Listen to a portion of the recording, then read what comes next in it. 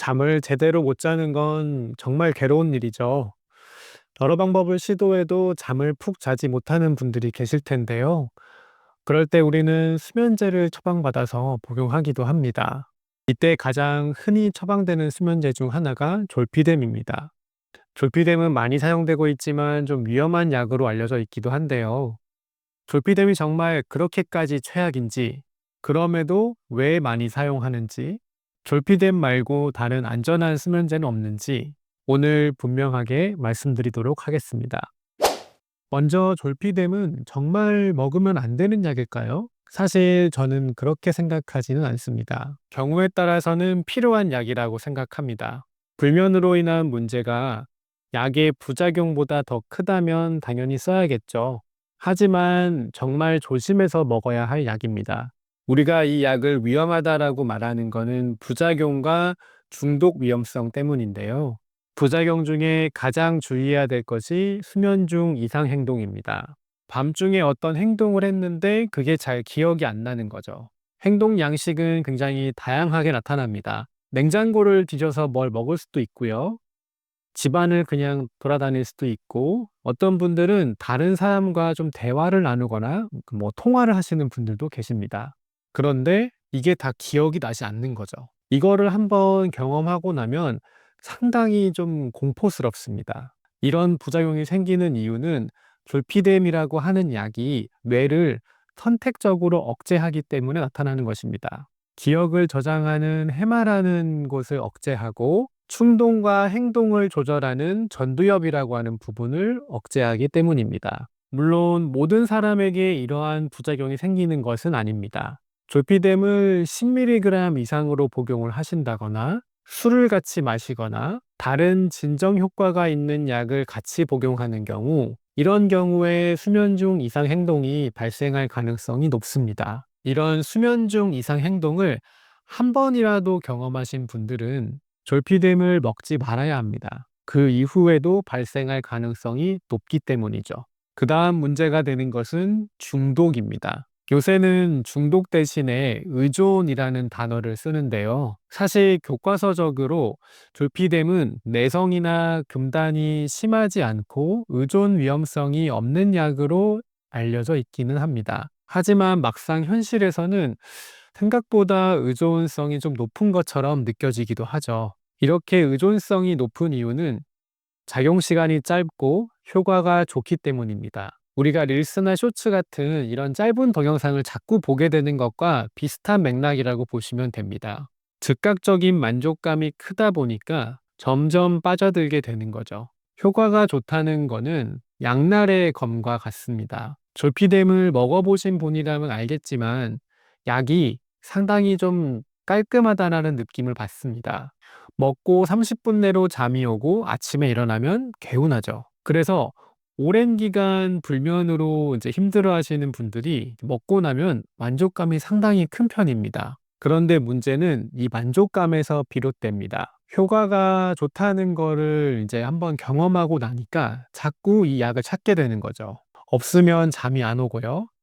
그래서 문제가 생기는 겁니다. 저는 졸피뎀에 대해선 이렇게 말씀을 드리고 싶습니다. 일단 이런 분들은 졸피뎀을 드시지 않으셨으면 좋겠습니다. 첫 번째로는 일주일에 두세 번 이상 술을 드시는 분들, 두 번째로는 다른 진정제를 복용하시는 분들, 세 번째로는 졸피뎀을 먹고 수면 중 이상 행동을 경험하신 분들. 이런 분들은 불면증이 좀 심하더라도 졸피뎀을 드시지 말라고 말씀드리고 싶습니다. 하지만 필요한 상황도 분명히 있기는 하겠죠. 잠을 너무 못 자서 정서적으로, 신체적으로 강하게 스트레스를 받는 상황일 겁니다. 이때는 아무리 약이 좀 위험하다고 하더라도 어느 정도 잠을 통해서 얻는 이득이 크다고 한다면 우리가 고려해 볼 수 있겠죠. 그렇기 때문에 잠을 너무 못 잔다라고 한다면 주치의 선생님과 약을 복용하는 것에 대해서 충분히 상의하셨으면 좋겠습니다. 졸피뎀을 드시더라도 최대한 낮은 용량으로 한 달 이내에 짧은 기간 동안만 복용하시길 권해드리고 싶습니다. 그리고 또 한 가지, 나중에 필요할 수도 있으니까 라는 생각으로 처방을 받아서 보관해 두지 마세요. 집에 약이 있으면 그걸 먹게 되어 있습니다. 모든 사람은 쉬운 방법을 선호하기 마련입니다. 잠이 안 와서 힘든데 그걸 해결해 줄 수 있는 약이 가까운 데 있다면 당연히 먹게 되겠죠. 이런 행동이 의존으로 가는 지름길입니다. 미리 처방받아 놓지 마시고 혹여나 먹다 남은 약이 있다면 차라리 약국이나 병원에 가서 폐기해 달라고 요청하세요. 졸피뎀은 효과가 좋은 수면제지만 분명 조심해야 될 부분이 있기 때문에 복용에 신중을 기하셨으면 좋겠습니다. 그럼 졸피뎀 말고 조금 더 안전하게 복용할 수 있는 수면제는 없을까요? 당연히 있습니다.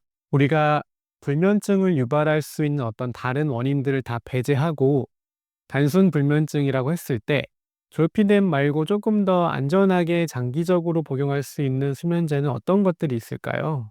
수면용 약은 크게 세 가지 정도로 분류가 됩니다. 첫 번째는 가바라는 물질의 작용을 높여서 뇌의 스위치를 끄는 그런 약들이 있고요. 두 번째는 뇌의 히스타민 작용을 억제해서 졸음이 쏟아지게 만드는 약이 있고요. 세 번째는 멜라토닌이 있습니다. 첫 번째 가바라는 물질의 작용을 높이는 약은 졸피뎀과 같은 제트 드러그라고 불리는 약과 신경안정제, 흔히 이제 항불안제라고 알려져 있는 약들이 있습니다. 할시온, 루나팜, 리보트릴, 자낙스 이런 약들이 있죠. 사실 이 약들 역시 몇 개월 이상 장기 복용했을 때 내성과 금단 그리고 의존 문제가 있습니다. 그래서 저는 이 약들을 장기간 복용하는 것을 권해드리고 싶지 않습니다. 졸피뎀처럼 너무 힘들 때만 짧게 복용하시길 바랍니다. 이 약들보다 조금 더 안전하게 오랜 동안 복용할 수 있는 약은 항히스타민 효과가 있는 약들입니다. 우리가 코감기 약이나 알러지 약을 먹으면 좀 졸립다라는 얘기 들어보신 적 있죠? 그것과 동일한 작용 방식이라고 보시면 됩니다. 정신과에서 많이 사용하고 있는 약은 명세핀, 사일레노라고 알려져 있는 약이 있고 그 외 에나폰, 트라조돈, 큐로켈 혹은 세로켈 같은 약들이 있습니다. 이 약들은 신경 안정제나 졸피뎀 같은 약들과 달리 내성이나 금단이 없고 그래서 의존 위험성이 상대적으로 상당히 적습니다. 그래서 저는 불면을 이제 말씀하시는 분들에게 우선적으로 이 약들을 권해드리는 편입니다. 물론 효과적인 측면에서는 처음에는 좀 깔끔하다라고 느끼지 못할 수도 있습니다. 그렇지만 용량을 잘 맞추게 되면은 개운하게 잠을 자는 분들도 많습니다. 수면 습관 교정과 함께 이 약들의 어떤 적정 용량을 맞춰 나간다면 오히려 신경안정제나 졸피뎀보다 안전하고 보다 더 장기간 복용할 수 있다는 장점이 있습니다. 오늘 졸피뎀과 나머지 다른 수면제에 대한 얘기를 간단하게 드렸는데요. 졸피뎀은 필요한 약이라고 생각은 하지만 장기 복용은 하지 않으셨으면 좋겠고요.